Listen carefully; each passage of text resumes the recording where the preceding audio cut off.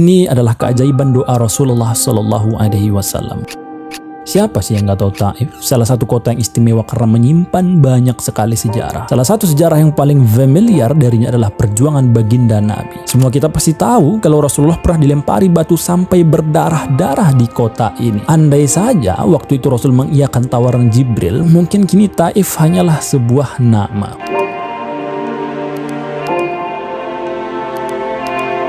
Ada cerita menarik lainnya dari kota tersebut. Ketika Jibril merasa kesal, Jibril sempat kesal karena perbuatan umatnya Rasulullah. Ya Rasulullah, Allah telah melihat perbuatan kaummu dan Allah juga sudah mengirimkan malaikat penjaga gunung. Lalu malaikat penjaga gunung itu berkata, wahai Rasulullah, kalau kau mau, ku campakkan dua gunung ini. Jangan, kata Rasul. Mereka hanya nggak tahu. Hari ini mungkin mereka belum beriman, tapi suatu hari nanti aku juga masih berharap ada dari keturunan mereka yang beriman kepada Allah. Maka tepat 85 tahun setelah doa itu terucap, lahirlah seorang anak yang mencatatkan namanya sebagai panglima termuda sepanjang sejarah Islam.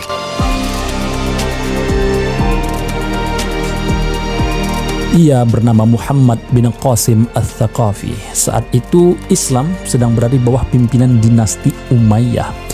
Wilayah kekuasaan dinasti Umayyah yang begitu luas membuat kerajaan lain di luar Islam itu merasa terancam. Sampai suatu hari terjadilah insiden yang sangat serius di Samudra Hindia, di mana para perompak India menculik kapal dagang Islam. Mereka lalu memperkosa wanita-wanita Muslim dan membunuh para suaminya. Mereka seolah-olah memberikan sinyal atau peringatan kepada sang khalifah agar sesekali jangan pernah berniat menginjakkan kakinya di daratan Asia Selatan. Tak lama kabar tersebut berhembus dan sampai di telinga sang khalifah. Bukannya kena mental, sang khalifah justru marah dan bertekad menaklukkan wilayah India. Qadarullah, kala itu 2 kali pasukan Muslim diberangkatkan, 2 kali juga mengalami kegagalan.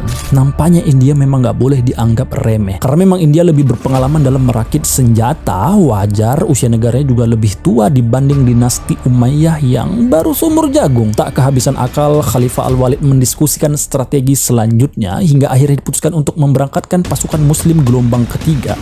Namun kali ini persiapannya jauh lebih matang dan panglimanya pun jauh lebih hebat. Maka dipilihlah siapa kira-kira yang paling hebat dan paling cocok. Terpilihlah Muhammad Qasim. Ia terpilih karena ia tangkas, cerdas, ibadahnya kuat, manajemennya baik, cepat membuat keputusan dan memang sudah terlatih di dunia militer. Maka berangkatlah Muhammad Qasim bersama 20.000 tentara Muslim terbaik menuju wilayah India. Kalian tahu, nggak ada yang mengira kalau keberangkatan pasukan Muslim gelombang ketiga itu mendapatkan kemenangan. Dan dalam kurun waktu hanya 2 tahun saja, Muhammad Qasim berhasil membuka puluhan kota dan membangun masjid sebagai tanda masuknya Islam ke India.